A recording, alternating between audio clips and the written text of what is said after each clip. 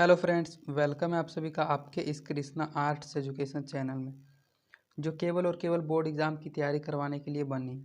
इसलिए इस चैनल को आपने अभी तक सब्सक्राइब नहीं किया तो इस चैनल को सब्सक्राइब कर दें और साइड के बेल नोटिफिकेशन को प्रेस कर दें ताकि हमारी वीडियो का लेटेस्ट नोटिफिकेशन आप तक सबसे पहले पहुँच सके। और अगर आप हमारे इस यूट्यूब चैनल पर नए हैं तो आप टेलीग्राम चैनल में भी ज्वाइन हो जाएँ। टेलीग्राम चैनल का लिंक डिस्क्रिप्शन में दिया हुआ है, क्योंकि इस चैनल का जो भी स्टडी मटेरियल आपको प्रोवाइड किया जाएगा वो टेलीग्राम चैनल के जरिए ही किया जाएगा। तो चलिए आज की वीडियो की बढ़ते हैं। आज हम आपको कक्षा 10 का हिंदी, जो हमारा बुक है वर्णिका भाग 2, उसका दूसरा पाठ ढहते विश्वास का संपूर्ण व्याख्या करवाने वाले हैं, अर्थात आपको यह ढहते विश्वास पाठ पढ़ाने वाले हैं। तो चलिए चैप्टर की ओर बढ़ते हैं। पाठ का नाम है ढहते विश्वास, जिनके लेखक हैं सातकोड़ी होता। तो किसी पाठ को पढ़ने से पहले उसके लेखक के बारे में पढ़ना बहुत महत्वपूर्ण है, क्योंकि लेखक से रिलेटेड भी एग्जाम में बहुत सारे क्वेश्चन आते हैं। तो चलिए पहले लेखक के बारे में पढ़ लेते हैं। सातकोड़ी होता उड़िया के एक प्रमुख कथाकार हैं। इनका जन्म 29 अक्टूबर 1929 ईस्वी में मयूरभंज उड़ीसा में हुआ था। अब तक इनकी 1 दर्जन से अधिक पुस्तकें प्रकाशित हो चुकी है। सातकोड़ी होता जी थे वे उड़िया का मतलब उड़िया एक भाषा है उड़ीसा का, उसके एक प्रमुख कथाकार हैं। और इनका जन्म 29 अक्टूबर 1929 ईस्वी मयूरभंज उड़ीसा में हुआ था। इसलिए देखिए उड़ीसा का ही भाषा उड़िया है और वह उड़िया के एक प्रमुख कथाकार हैं। अब तक इनकी 1 दर्जन से अधिक कहने का मतलब इनकी अब तक 12 से भी अधिक पुस्तकें प्रकाशित हो चुकी है। होता जी का मतलब है सातकोड़ी होता जी भुवनेश्वर में भारतीय रेल यातायात सेवा के अंतर्गत रेल समन्वय आयुक्त व उड़ीसा सरकार के वाणिज्य एवं यातायात विभाग में विशेष सचिव तथा उड़ीसा राज्य परिवहन निगम के अध्यक्ष रह चुके हैं। इनके कथा साहित्य में उड़ीसा का जीवन गहरी आंतरिकता के साथ प्रकट हुआ है। यह कहानी राजेंद्र प्रसाद मिश्र द्वारा संपादित एवं अनुद्रित उड़िया की चर्चित कहानियाँ विभूति प्रकाशन दिल्ली यहाँ से सावधान संकलित है। तो इसमें लेखक का जन्म कब हुआ, उनकी क्या पुस्तकें थी, कितनी, उससे रिलेटेड क्वेश्चन आपके एग्जाम में जरूर आएंगे, इसलिए लेखक के बारे में आपको थोड़ा सा ध्यान में रखना बहुत ज़रूरी है। तो चलिए पाठ की ओर बढ़ते हैं। पिछले कई दिनों से लगातार बारिश होते देख लक्ष्मी को लग रहा था जैसे इस बार भी बाढ़ आएगी। तूफान में घर टूट गया था, सो उधार कर्ज मांगकर किसी तरह कुछ बांस बांध बूंद कर उस पर पुआल डाल दिया था उसने। इस कहानी की एक पात्रिका लक्ष्मी है, जिसके गांव में बहुत दिनों से लगातार बारिश हो रहा था, तो उसको वह बारिश देख को लग रहा था कि इस बार बाढ़ जरूर आ जाएगी। और इससे पहले तूफान आया था और तूफान में उसका घर टूट गया था, तो उसने उधार मांग कर किसी से उधार और कर्ज मांग कर बांस बूस बांध कर उस पर पुआल डाल दिया था। लक्ष्मण कलकत्ता में नौकरी करके पत्नी को जो कुछ भेजता था उससे गुजारा न होने की वजह से तहसीलदार साहब के घर का छिटपुट काम करके लक्ष्मी जो कुछ पाती है उसी से अपनी कमी पूरा कर लिया करती है। लक्ष्मी के पति का नाम है लक्ष्मण, जो कलकत्ता में नौकरी करते हैं, और वे नौकरी करके जो कुछ भेजता है, जो कुछ पैसा भेजता है, उससे लक्ष्मी का गुजारा नहीं हो पाता है, जिस वजह से वह तहसीलदार साहब के घर का छोटा बहुत काम करके जो कुछ कमाती है उससे वह अपनी कमी पूरा कर लिया करती है। लगता है अब समय को लोगों का सुख चैन सहन नहीं हो पा रहा है, वरना तूफान के बाद तुरंत सूखा न पड़ता। 1 बीघा खेत छोड़ गए हैं पूर्वज, एक टुकड़ी जमीन भी है, हल किराए पर लेकर उसे बीघे भर में खेती करवाई थी लक्ष्मी ने। अंकुर जल गए और कहीं कहीं पर धान के हरे भरे सभी कोमल पौधे धूप में भुनकर स्वाहा हो गए। फिर भी हार न मानकर बारिश होने पर रोपनी करने का इंतजार कर रहे थे किसान। गहरे खेतों में जरई समाप्त करके नदी के बांध पर बैठे गर्दिश के दिन भूलने की कोशिश करते वक्त यह अनवरत बारिश शुरू हो गई। उनकी लक्ष्मी की 1 बीघा से भी अधिक जमीन थी जो उनके पूर्वज छोड़ के गए थे, और लक्ष्मी ने हल किराए पर लेकर उसको पूरा अच्छी तरह से जुतवाया था और उसमें अंकुर लगाए थे। लेकिन जब सूखा पड़ गया था तो सूखा के कारण उनका पूरा फसल बर्बाद हो गया था, और उसके बाद बारिश हो रहा था जिस कारण उनको डर लग रहा था कि कभी बाढ़ ना जाए। गर्दिश भूलने की कोशिश करते वक्त अनवरत बारिश शुरू हो गई। भादों के शुरू में बरस रही है, पूरा महीना खत्म होने को आया है, पर बारिश थम नहीं रही। एक पक्ष से अधिक हो गया है, सूर्य देवता के दर्शन तक नहीं हुए। एक पक्ष कहने का मतलब है कि एक महीना में 2 पक्ष होता है, शुक्ल पक्ष और एक पक्ष और होता है कृष्ण पक्ष। तो शुक्ल पक्ष और कृष्ण पक्ष मिला के 30 दिन होता है। एक पक्ष मतलब कहने का तात्पर्य है कि 15 दिन से भी अधिक हो गया था और लगातार बारिश हो रही थी और अभी तक सूर्य देवता के दर्शन नहीं हुए थे। लगातार बारिश होने के कारण बाढ़ आने की चिंता से अब रात को नींद नहीं आती थी लक्ष्मी को। देवी नदी के बांध के नीचे लक्ष्मी का घर था। लक्ष्मी का घर देवी नदी के बांध के नीचे था। इसको आपको याद रखना है। यह एक प्रकार का ऑब्जेक्टिव क्वेश्चन है जो बहुत इंपॉर्टेंट है। तो देवी नदी के बांध के नीचे लक्ष्मी का घर था। दलेई बांध में पिछली बार जब नदी का दाब साधा था उस समय वह नई नई आई थी ससुराल। जिस दिन दलेई बांध टूट गया, चारों ओर बाढ़ के पानी के साथ मनुष्य का हाहाकार मिलकर एकाकार हो गया। इसके बाद सब कुछ खत्म हो गया। तुरई के फूल की तरह खिलखिलाकर हंसते लोग सहसा मुरझा गए। मनुष्य की आवाज़, उसके शब्द, आनंद, कोलाहल सब रेत में दफन हो गए। वे दिन अभी तक नहीं भुला पाई है लक्ष्मी। उन्होंने जब वह नई नई ससुराल आए थे तो लक्ष्मी ने एक बाढ़ का दृश्य देखा था। तो वही दृश्य उसके मन में अभी भी घूम रहा था कि कभी ऐसा ही दृश्य इस बार भी ना हो। और उन्हीं दिनों को वो अभी तक नहीं भुला पाई थी लक्ष्मी। कितनी दर्दनाक है वह अनुभूति, कितना भयानक था वह दृश्य। मरी पड़ी माँ के सिर से टिककर बैठा था बच्चा सांत्वना पाने के लिए। कौन देगा उसे सांत्वना? इससे पहले कि माँ उसे गोद में उठाए सियार वनभोज के लिए घसीट ले जाते हैं, उस जीते जागते बच्चे को वह दृश्य याद आते ही सिर से पैर तक शरीर आतंक से सिहर उठता है। यदि दोबारा दलेई बांध टूट जाए तो उन्हें कौन बचाएगा? बच्चे विपत्ति का सामना कैसे कर पाएंगे? विपत्ति अकेले न आकर संगी साथियों के हाथ आती है। यह बात सच साबित हुई। तूफान के बाद सूखा और उसके बाद बाढ़। तूफान में सूखा में जिनकी कमर टूट चुकी थी, बाढ़ की धारा के आगे सीना तानने की ताकत उन्हें भगवान भी नहीं दे सकता था। हालांकि बाढ़ में पुआल के छप्पर को अपने बचने का सहारा बनाकर बहते व्याकुल मनुष्य को भगवान भी स्वर्ग से झांक कर देखेंगे, पर कोई कुछ नहीं कर सकता, मानो यह सब विधि का विधान हो, पूर्व निर्धारित सा। पहले उनके गांव में तूफान आया था, तूफान के बाद उनके गांव में सूखा आ गया था और अब बाढ़ आने को था। तो यही सब देखकर उनको लग रहा था कि यह एक विधि का विधान है, यह पहले से ही पूर्व निर्धारित हो चुका है कि क्या क्या होगा। विधि के निर्देशों से हमेशा से मानता आया है मनुष्य, कभी विरोध नहीं कर सका है। यह उसकी विडंबना है, यह उसका बेसहारापन है। लक्ष्मी आसमान का रुख देखकर सशंकित हो उठी। इस बार भी इसी तरह भयावह था आसमान का रुख। पड़ोस का पड़ाखू लड़का गुणनिधि अभी अभी कटक से लौटा है। उसने घर घर जाकर कह दिया कि महानदी का ऊपरी और निचला छोर दोनों पानी में डूब चुके हैं। बारिश थमकर सांस ही नहीं लेती, नदी नालों का पानी बढ़ता ही जा रहा है। न जाने किस पल बाढ़ आ जाए, कुछ कहा नहीं जा सकता। महानदी के ऊपरी छोर में संबलपुर का हीराकुंद बांध बंद होने को बात लक्ष्मी ने सुन रखी है, किंतु क्या वह एक बांध पूरे राज्य के बाढ़ के पानी को रोक सकेगा? कटक शहर को बाढ़ की चपेट से बचाने के लिए महाराज ययाति केसरी ने पत्थर का बांध बंधवाया था। इस युग के पढ़े लिखे बुद्धिमान लोगों ने हीराकुंद बांध बनाया। गुणनिधि उनके पड़ोस का एक लड़का था जो बहुत पढ़ाकू था और वह कटक से आया था और वही यही सब बात उनको बोल रहा था। हालांकि यह सब देखा नहीं है लक्ष्मी ने, सिर्फ सुना भर है। उसी हीराकुंद बांध में काम करते समय पत्थर के नीचे दबकर उनके ससुर शहीद हो गए थे। जो हीराकुंद बांध बना था, उसी बांध में जब उनके ससुर जी काम कर रहे थे तो उनकी मृत्यु हो गई थी, इसलिए वे शहीद हो गए थे, ऐसा लोगों का कहना है। ससुर के देहांत के बाद इस घर में बहू बनकर आई थी। इन 28 वर्षों में उसने कई बाढ़, सूखा और तूफान देखे हैं, किंतु इंसान इन बाधा विपत्तियों को मानकर हठीले जंगली भैंसे की तरह अपनी आशा और अपने अरमान को पूरा करने के लिए निरंतर दौड़ रहा है। ना जाने कितनी आशाएं, कितनी अभिलाषाएं उसने भी अपने दिल में संजो रखी है। लक्ष्मण के परदेसी होने का उसे बेहद सुख है, फिर भी वह बगैर टूटे अच्छे दिनों की प्रतीक्षा किए जा रही है। शायद वह डरावना दिन आते आते रास्ता में कहीं ठहर गया है, जैसे जोबरा अनिकट में महानदी का पानी ठहर जाता है, पर हार नहीं मानता, नसीब के साथ तर्क वितर्क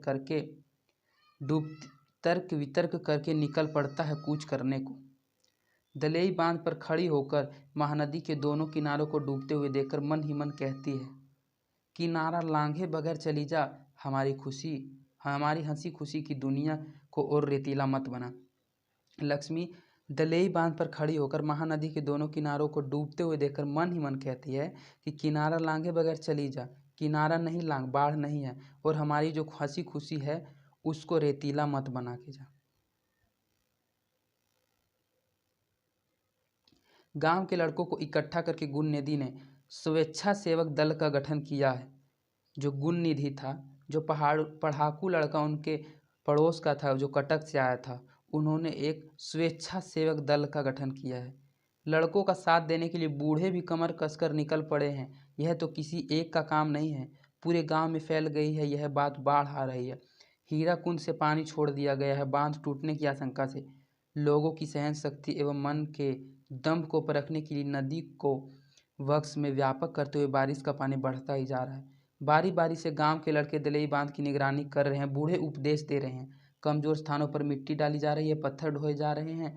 बांध को और भी मजबूत करने के लिए रेत की बोरियां इकट्ठी की जा रही है काम में लाने के लिए। जब गुण निधि ने एक स्वेच्छासेवक दल का गठन किया था तो उस गठन से सभी लोग मिलजुल कर काम कर रहे थे। कोई बालू ढो रहा था, कोई पत्थर ढो रहा था बांध को अधिक मजबूत बनाने के लिए। बांध की निगरानी के लिए लक्ष्मी ने अपने बड़े लड़के को भी भेज दिया। बांध की जो निगरानी का काम था उसके लिए लक्ष्मी ने अपने बड़े लड़के को भी भेज दिया। अपने साथियों के साथ वह रात भर बांध की निगरानी करेगा, कमजोर स्थानों पर रेत की बोरियां डालेगा, पत्थर ढोएगा।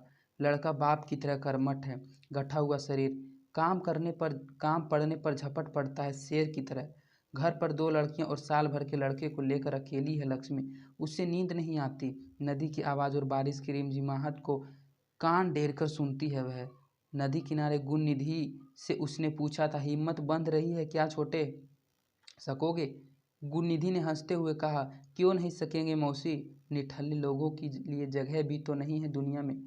जिस मनुष्य ने काठजोड़ी का पत्थर बांध बांधा है, हीराकुंद बांध बांधा है, हीराकुंद बांध बनाया है, वह मनुष्य अभी मरा थोड़े ही है।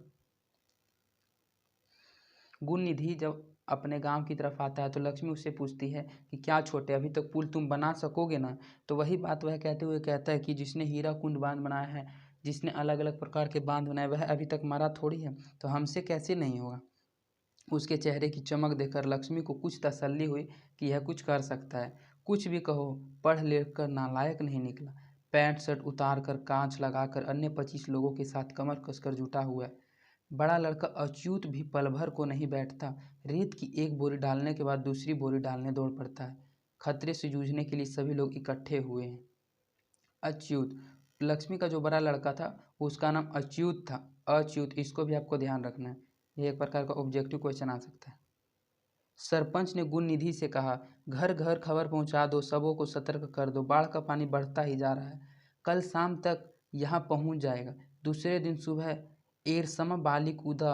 एक मुंह से दूसरे मुंह को होती हुई यह बात हवा की तरफ चारों ओर फैल गई। किसी को प्रचार नहीं करना पड़ा, बुलावा नहीं देना पड़ा। गांव के युवक बाढ़ के पानी का मुकाबला करने के लिए निकल पड़े। आशंका से सिहर उठे वृद्ध, महिला और असक्षम तथा कमजोर लोग। बाढ़ पहली बार नहीं आ रही है, पहले भी कई बार आई है, आगे भी आएगी, लेकिन एक एक बाढ़ जमाने जमाने तक याद है। लोगों की कमर तोड़ डालने की वजह से यह बाढ़ सन 55 में दलेई बांध तोड़ने वाली बाढ़ से बड़ी होगी या छोटी होगी कोई नहीं कह सकता है। सन 55 में एक बारी और दलेई बांध जब टूटा था तो एक बहुत बड़ा बाढ़ आया था। तो यही सब विचार कर रहे हैं कि उससे भी यह बाढ़ बड़ा होगा या उससे छोटा होगा, यह कोई भी विचार नहीं कर सकता। नदी के बांध से उतरते वक्त लक्ष्मी ने कहा, जुटे रहो बच्चों, पानी में रहकर मगरमच्छ से बैर रखना तो मुश्किल है।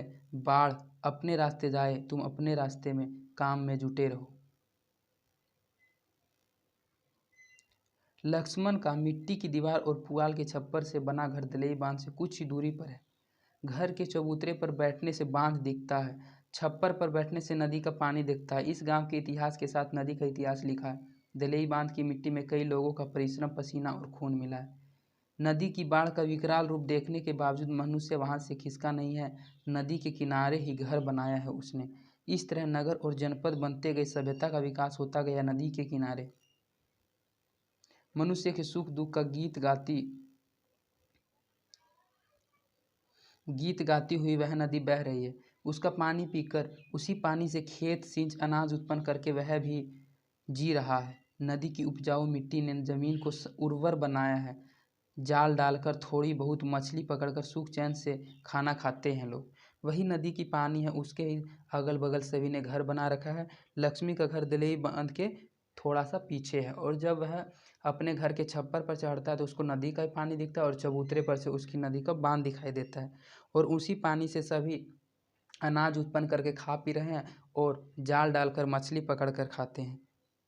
बाढ़ आई है, बांध के घेरे को तहस नहस किया है, पर नदी नदी को किसी ने शत्रु नहीं कहा, न ही कोई उसका किनारा छोड़कर भागा है, बल्कि उसी की ओर देखकर मन ही मन कहा है, शरारती नटखट बच्चे की तरह हम लोगों को परेशान कर रहा है, खुद ब खुद मान जाएगी, अपने रास्ते चली जाएगी। हमारी नदी हमारा ही गीत गाती हुई महान मुहाने की ओर बह जाएगी।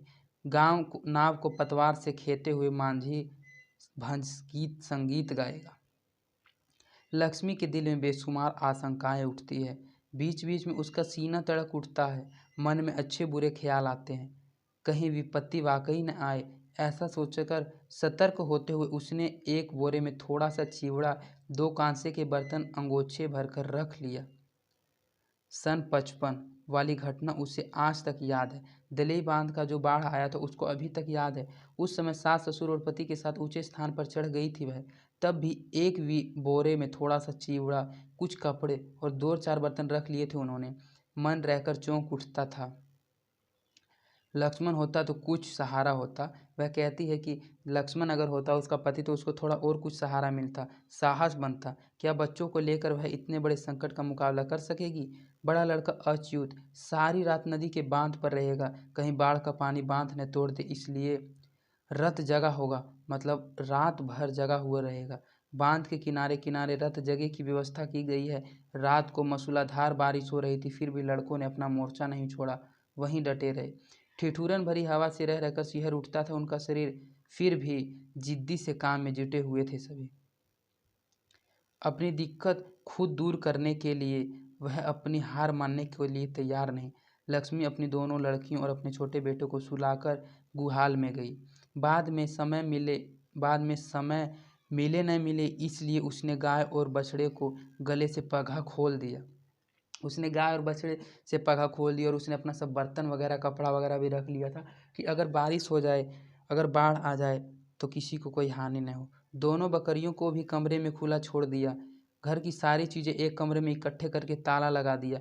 देखते देखते रात बीत गई। सुबह होते होते बाढ़ का पानी के लिए नदी में जगह नहीं बची थी। बारिश की रफ्तार में कोई फर्क नजर नहीं आया। उसने नदी के बांध की ओर देखा। बांध पर अभी भी लोग काम कर रहे थे।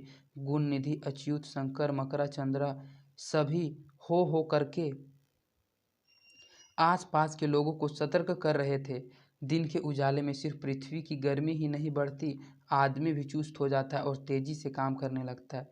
हठात जरा नीचे की ओर तार के पेड़ के पास पानी की तेज धारा किनारे से आ टकराई। टकराते ही पानी बांध की दूसरी ओर लांग गया। 10 वर्षीय गोल मटोल बच्चे की तरह सूर्य देवता नहीं दे रहे थे। फिर भी लक्ष्मी ने अंदाजा जरा लगाया कि समय 12 से कम नहीं है। गुणनिधि गला फाड़ फाड़ कर चिल्लाने लगा, रेत की बोरी तार के पेड़ के पास नदी में घुसी चली आ रही है। गांव के छोटे बड़े जो भी लोग वहां इकट्ठे थे रेत की बोरी और ढीमा पत्थर ढो ढो कर लाने लगे। गुणनिधि ने 2 लड़का को गांव के लोग ऊंची जगह पर चढ़ जाए ऐसा कहने के उद्देश्य से गांव भेज दिया। गुणनिधि दिशा उसने 2 लड़कों को गांव भेज दिया कि जितने भी गांव के लोग हैं सब ऊंची जगह पर चढ़ जाए, क्योंकि बाढ़ अब रुकने वाला नहीं था। पल भर में शोर शराबा मच गया पूरे गांव में। लोग हाँफते हुए टीले की ओर दौड़ने लगे। टीले के नीचे स्कूल है, कईयों ने स्कूल में शरण ली। 4 कमरा में 200 के करीब लोग खचाखच भर गए। स्कूल में सिर्फ 4 ही कमरा था और उसमें 200 के करीब लोग खचाखच भर गए। बाकी लोग टीले पर चढ़ गए। तेज बारिश और हवा की वजह से टीले पर बरगद की शाखाएं इधर उधर डोल रही थी। पेड़ के नीचे देवी का थान बारिश के पानी से भीग चुका था। साल में एक बार चैत की संक्रांति को इसी टेले पर मेला लगता है। देवी पर बलि चढ़ाई जाती है। आसपास के गांव के लोग इकट्ठे होते हैं, खरीद बिक्री करते हैं, नाच गाना भी होता है। उस वक्त टीले पर चढ़ने वाले लोगों के चेहरों में रौनक होती है, किंतु आज सभी किसी आशंका से थरथर कांप रहे हैं, मानो सभी की आशाएं आशंका में बदल चुकी है। कौन जाने क्या होगा, सिर्फ माँ चंडेश्वरी का ही भरोसा था। जो वह देवी स्थान था वह माँ चंडेश्वरी का थान था। लक्ष्मी दोनों लड़कियों और छोटे लड़कों को साथ लेकर निकलते निकलते कुछ पिछड़ गई। वह अच्युत का इंतजार कर रही थी, यह सोचकर कि कहीं वह आ ना पहुँचे। पर अच्युत नहीं आए। नदी के बांध की ओर देखकर उसने ऊंची आवाज में बेटे को पुकारा, पर वह आवाज़ शायद बेटे के कानों तक नहीं पहुंच सकी। ठीक उसी वक्त बांध टूटकर पानी की धारा गांव की ओर लपकने की आवाज़ ने क्षण भर को उसे स्तब्ध कर दिया। इसके बाद और कुछ भी सोचने का वक्त नहीं था उसके पास। वह दोनों लड़कियों को साथ लेकर, बच्चे को गोद में लेकर जैसे तैसे बोरे को उठाए टीले की ओर दौड़ने लगी। नदी ने दोबारा दाव साधा। लोगों को पहले से दिए वायदे को किसी एहसान फरामोश की तरह तोड़ते हुए नदी ने की पागल धारा बांध की दूसरी ओर कूद पड़ी। किनारे ढहने लगे थे नदी के गर्भ में।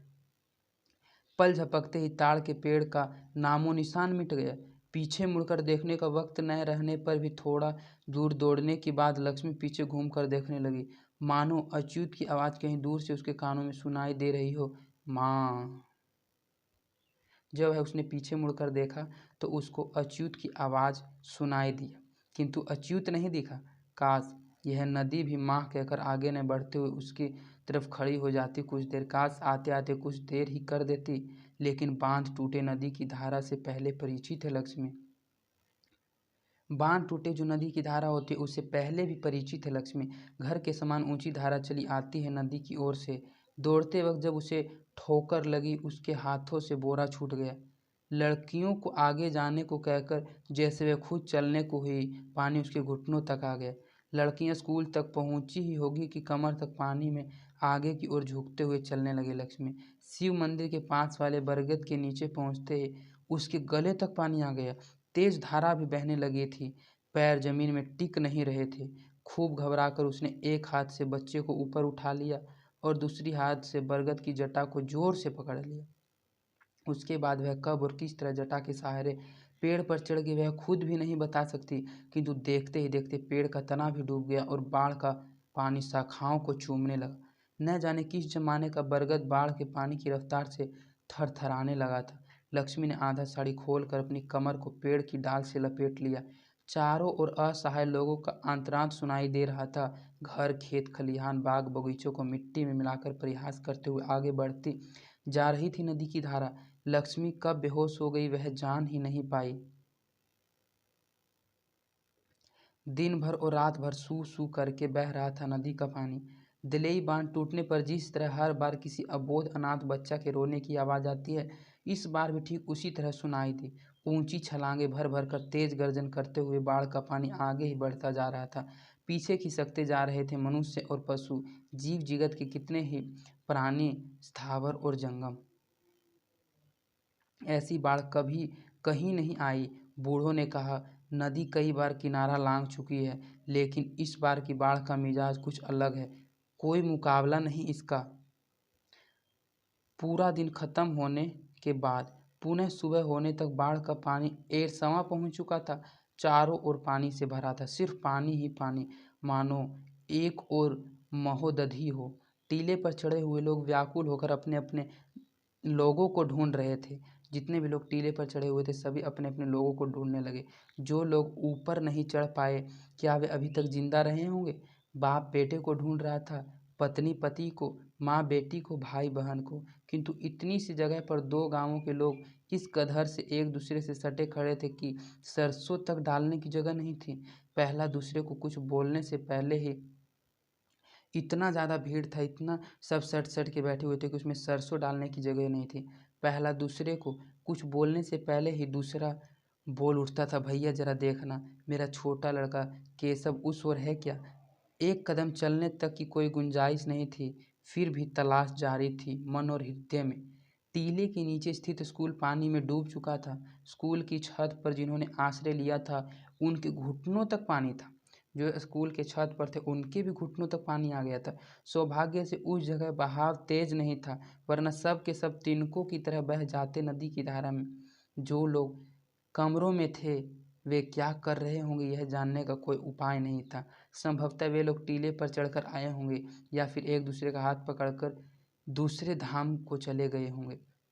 लक्ष्मी को होश आया। सूर्य देवता सिर पर आ चुके थे। हठात जब उसने अपने बेटे का मुंह स्तन से नहीं लगा हुआ अनुभव किया, उसने चारों ओर निगाह दौड़ाई, परंतु उसका छोटा लड़का कहीं नहीं दिखा। वह जोर जोर से गुहार मार मार कर व्याकुल हो खूब रोई, लेकिन उसका रोना सुनने के लिए वहाँ आसपास कोई चिड़िया तक भी नहीं थी। जो वह रो रही थी उसका रोना सुनने के लिए कोई चिड़िया भी उसके पास आसपास नहीं थी। पेड़ की दो शाखाओं के बीच किसी की काली गाय टिकी थी। जान न जाने रहने की वजह से उसका मरा हुआ शरीर फूला हुआ था। थोड़ी ही दूरी पर नदी की धारा में किसी व्यक्ति का शव बह रहा था। उसी के ठीक आसपास एक दूसरे व्यक्ति का मानो आगे पीछे होकर वे लोग जा रहे हो। लक्ष्मी का सारा शरीर जकड़ चुका था। मन भी शून्य था। वह न कुछ कहना चाहती थी, न देखना और न सुनना।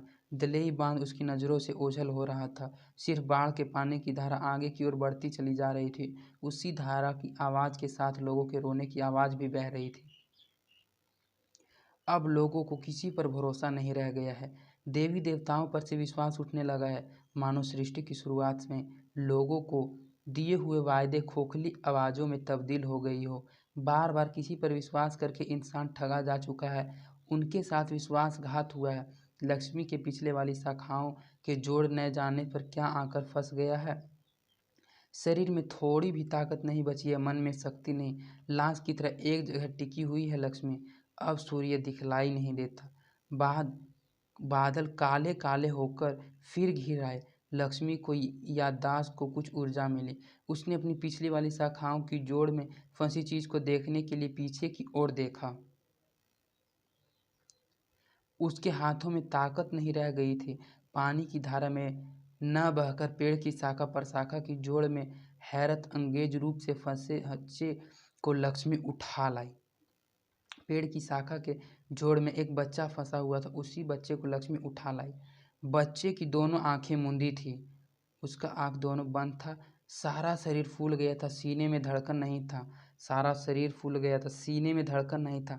इसका कहने का मतलब है कि उस बच्चे की मृत्यु हो गई थी। वह उसका छोटा बेटा नहीं था। फिर भी उसने अपने सीने से सटाकर अपना स्तन उसके मुंह के पास लगाकर जोरों से अपने सीने में भींच लिया। वह उसका अपना बेटा नहीं था, लेकिन उसको लगा कि यह मेरा ही बेटा है। तो इस प्रकार आपका यह ढहते विश्वास पूरा पाठ पढ़ा दिया गया। ढहते विश्वास, इसका पाठ का ही नाम है ढहते। ढहते का अर्थ होता है किसी चीज़ का गिरना या विनाश होना। तो इसमें विश्वास जो होता है उस वह गिरा गया है कि सभी के साथ विश्वासघात हुआ है। उसी से रिलेटेड यह पाठ था। तो अगर आपको हमारी वीडियोस पसंद आती है तो आप अपने दोस्तों के बीच में इन वीडियोस को ज़रूर शेयर करें।